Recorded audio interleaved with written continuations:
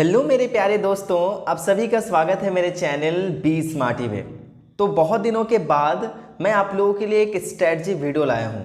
तो देखो बच्चों, अगर आप लोगों ने अभी तक इंग्लिश में कुछ भी नहीं पढ़ा है और बिल्कुल भी ध्यान नहीं दिया है इस सब्जेक्ट के रिगार्डिंग, तो प्लीज़ अब आपके पास सिर्फ और सिर्फ 5 महीने बचे रह गए हैं और इसमें आप जरा से भी मटरगस्ती मत करो। एंड डू एंड डाई वाला हाल हो चुका है अब। तो जल्दी से इसको हम लोग कंप्लीट करते हैं। तो देखते हैं कि आप कंप्लीट इसको करोगे तो कैसे करोगे। अगर मैं 5 महीने की बात कर रहा हूँ तो 5 महीने में आपका सिलेबस भी कंप्लीट हो जाएगा एज वेल एज आपका रिवीजन भी हो जाएगा। और वो कैसे होगा वो मैं आपको बताने जा रहा हूँ। तो सबसे पहले देखो बच्चों, आपके पास है कितना टाइम? आपके पास है टोटल 5 मंथ्स। ठीक है, ये आपको दिमाग में रखना है। कितने हैं बच्चों हमारे पास? 5 मंथ्स। और हमको तैयारी किन किन चीज़ों का करना है, सबसे पहले आ जाओ हम लोग वो देखते हैं। सबसे पहले हमारा आएगा डेट इज पैसेज, यानी अनसीन पैसेज। सेकेंड हमारा हो जाएगा that is literature. Third one हमारा हो जाएगा राइटिंग स्किल।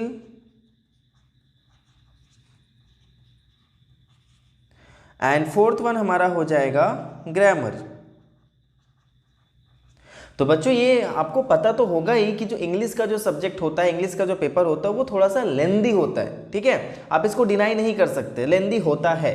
तो आपको उस लेवल की प्रिपरेशन भी होनी चाहिए। ठीक है, तो अब देखो हमारे पास 4 चीज़ें हैं और मैं चारों चीज़ों को काफ़ी अच्छे तरीके से आपको डिटेल देकर समझाने वाला हूँ कि कैसे आप क्या करोगे। सबसे पहले देखो, अनसीन पैसेज जो है ना वो आपको पता होनी चाहिए कि अनसीन पैसेज आपके 2 तरह के आने वाले हैं। कितने तरह के? 2 तरह के आने वाले हैं। ठीक है, ये मैं यहाँ पे बता देता हूँ। एक आपके आएंगे डिस्कर्सिव पैसेज,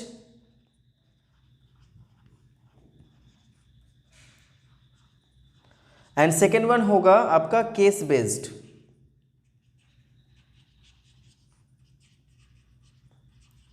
अब बच्चों इस केस बेस्ड पैसेज में क्या होगा कि आपको कोई डेटा दे देगा, उसको देखना है, आपको पढ़ना है, समझना है और फिर उससे रिगार्डिंग जो भी क्वेश्चंस पूछेंगे वो आपको बता देने हैं। कुल मिला के आपको मैं ये बता देता हूँ कि जो जितने भी अनसीन पैसेज आपके आएंगे 2 आएंगे एंड दोनों के दोनों में आपके जो क्वेश्चंस होंगे वो MCQS होंगे।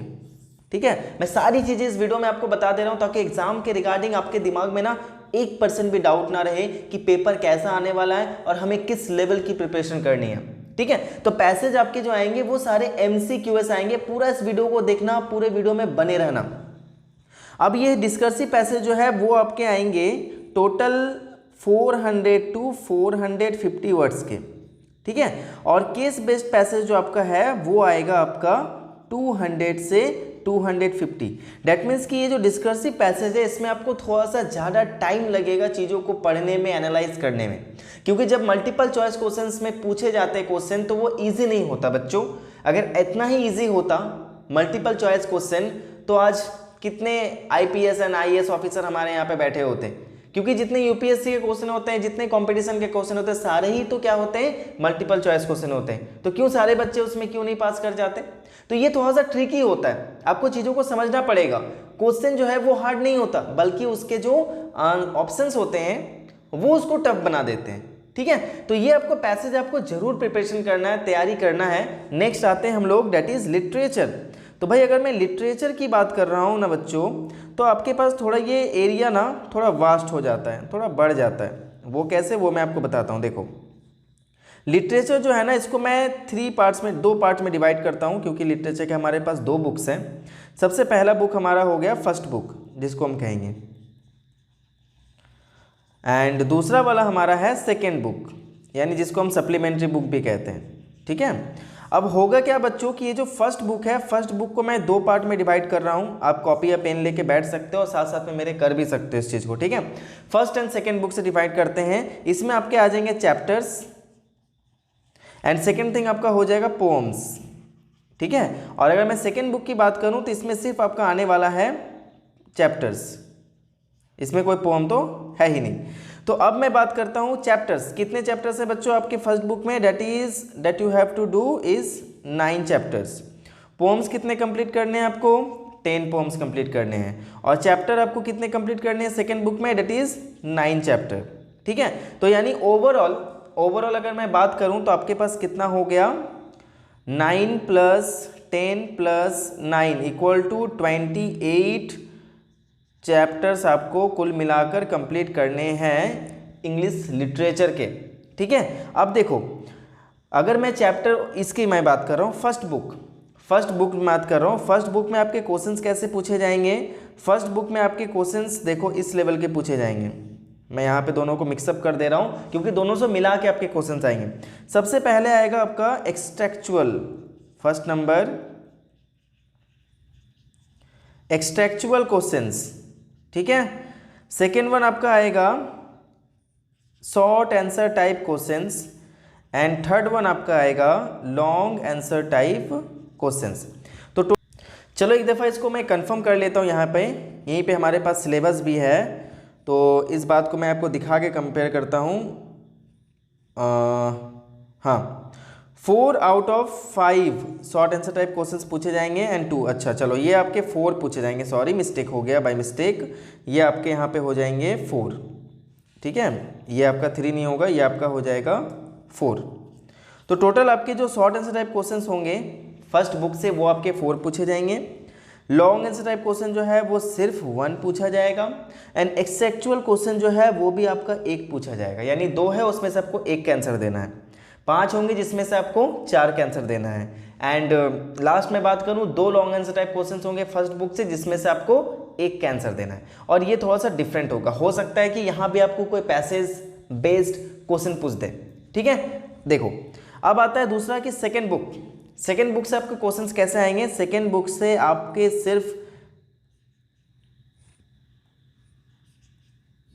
SATQ short answer type questions and long answer type questions. Short answer type questions आपको कितने बनाने हैं, 2, और लॉन्ग आंसर टाइप क्वेश्चंस आपके कितने बनाने हैं, 1 बस।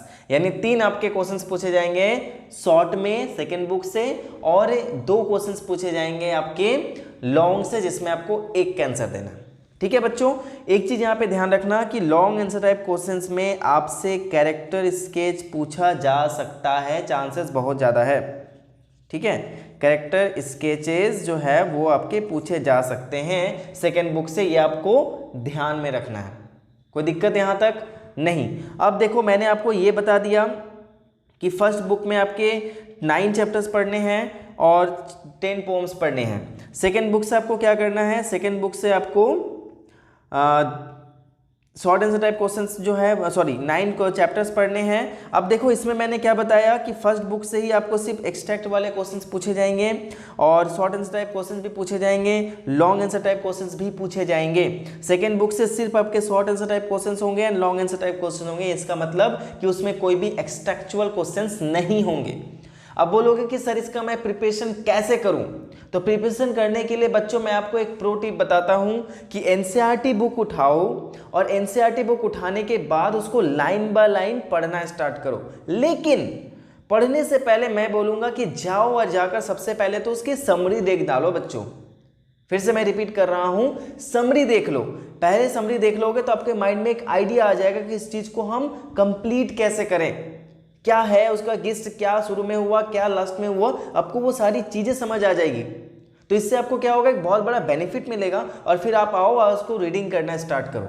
अब रीडिंग करने से क्या होगा कि आपका रीड भी हो जाएगा, साथ साथ में जो डिफिकल्ट वर्ड्स हैं उसको भी आप लर्न कर लेना। इससे आपको दोबारा एक्सटेक्चुअल के लिए प्रैक्टिस नहीं करना पड़ेगा। एक ही बार में आप पढ़ते जा रहे हो, चैप्टर तो पूरा डीपली कंप्लीट हो भी रहा होगा, साथ साथ में आप एक्सटेक्चुअल क्वेश्चन के लिए भी प्रिपेयर कर रहे होगे। Short answer type question, long answer type question ये आपको बनाने पड़ेंगे। ठीक है, आ जाओ।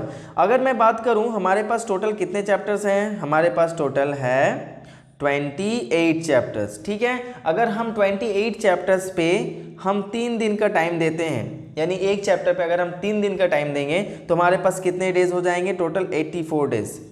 ठीक है, हमारे 84 डेज, टोटल 84 डेज, इसको हम इक्विवेलेंट टू मान लेते हैं 90 डेज यानी 3 मंथ्स। तो अगर मैं 5 मंथ्स का टारगेट रखता हूँ तो 3 महीने तो मुझे लग जाएंगे पूरा लिटरेचर कंप्लीट करने में, अगर एकदम हम डीपली पढ़ना चाहते हैं। ठीक है, आप अपना एक शेड्यूल बनाओ कि अगर हमें 3 महीने में लिटरेचर कंप्लीट करना है, एक पे 3 दिन का टाइम देना है, तो एक दिन में मैं किस सब्जेक्ट पे कितना टाइम निकालूं। क्योंकि बेटा एक चीज़ आपको समझना है कि जो सेल्फ स्टडी होता है ना, वो बहुत इंपॉर्टेंट होता है, और लास्ट 11th आवर में तो सेल्फ स्टडी आपको हेल्प करने वाला है, तो ये आपको ध्यान में रखना है। ठीक है, 3 महीने आपको लिटरेचर में लगने वाले हैं। आगे मैं लेके चलता हूँ आपको। नेक्स्ट थिंग हमारा होता है that is writing skill.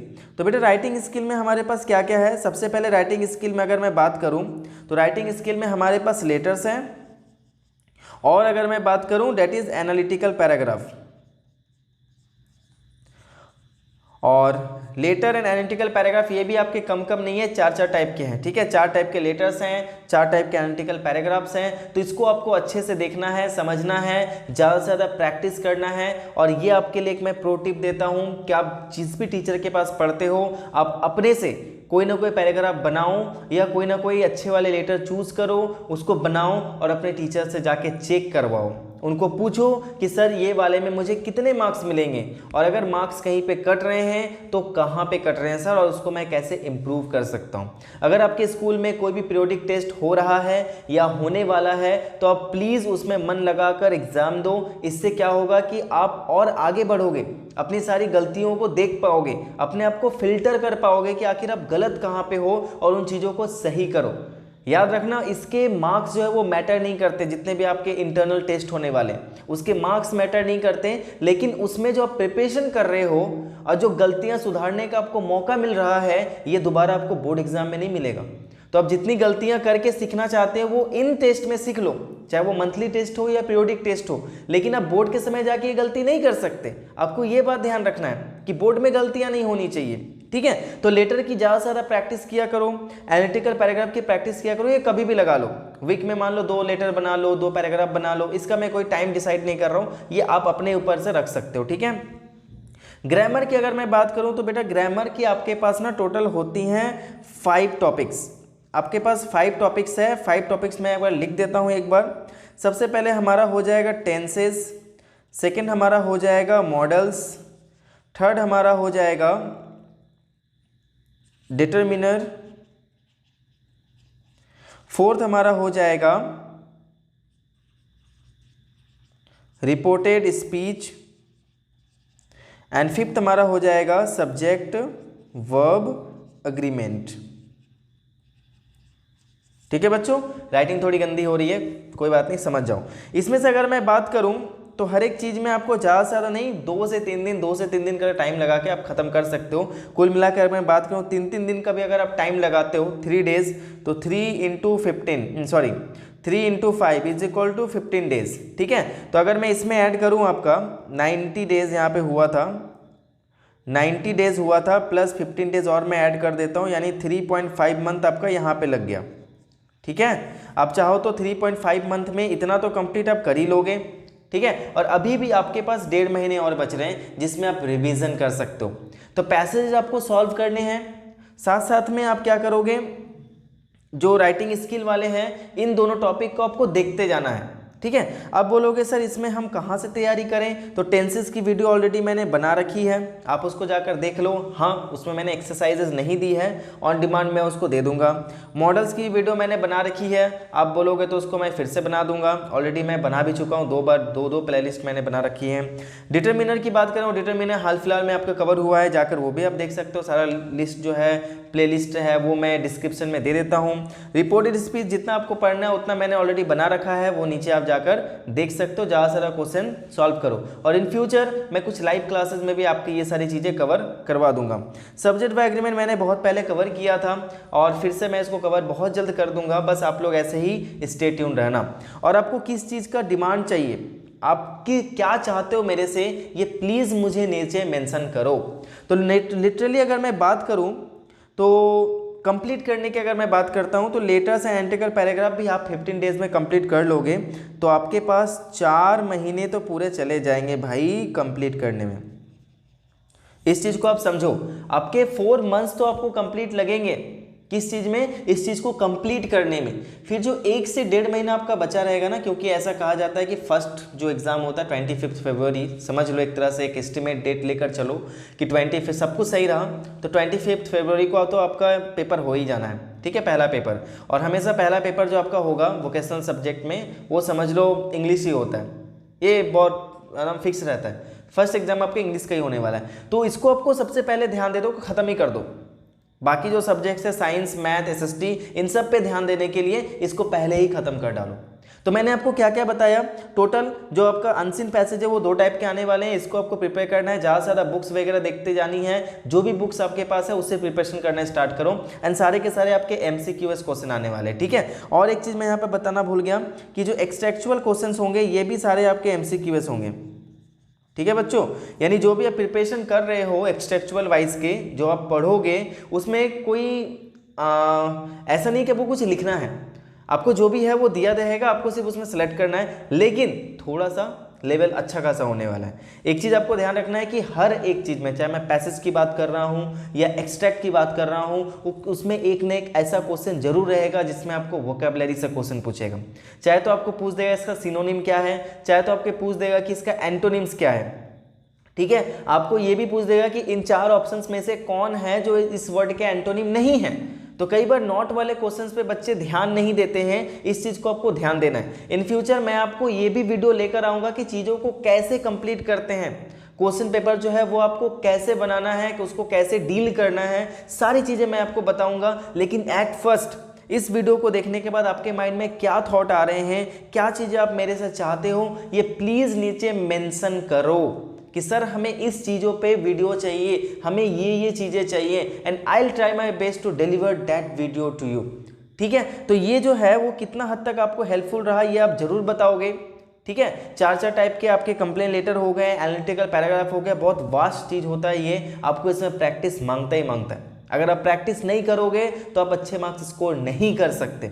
Analytical paragraph का वीडियो भी मैंने अभी 2 दिन पहले बनाया है, 2-3 दिन, वो भी आप जाकर चेकआउट करो। ये चैनल जो है ना वो आपको हर एक चीज़ का प्रिपरेशन करवा देगा, बस आप मेरे साथ लगे रहो और डिमांड करते रहो कि सर हमें इसकी वीडियो चाहिए, उसकी वीडियो चाहिए। कुछ समरीज ऑलरेडी मैंने इस चैनल पे कवर कर दी हैं, कुछ समरीज जो है वो अभी बाकी हैं, वो भी मैं बहुत जल्द कर दूंगा। लेकिन कोशिश कर रहा हूँ कि आपकी प्रिपरेशन ना इस बार मैं पूरी करवा दूँ।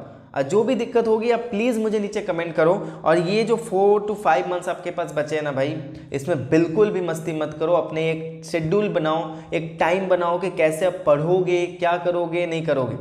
जो भी आपको करना है वो आप इन फ्यूचर कर लेना, आपको कुछ भी करना है वो आप अभी 10th बेसिस पे नहीं कर सकते, है ना। एंजॉयमेंट करने के लिए पूरी ज़िंदगी पड़ी हुई है, अभी बैठ के एंजॉयमेंट करोगे तो फिर बाद में पछताओगे।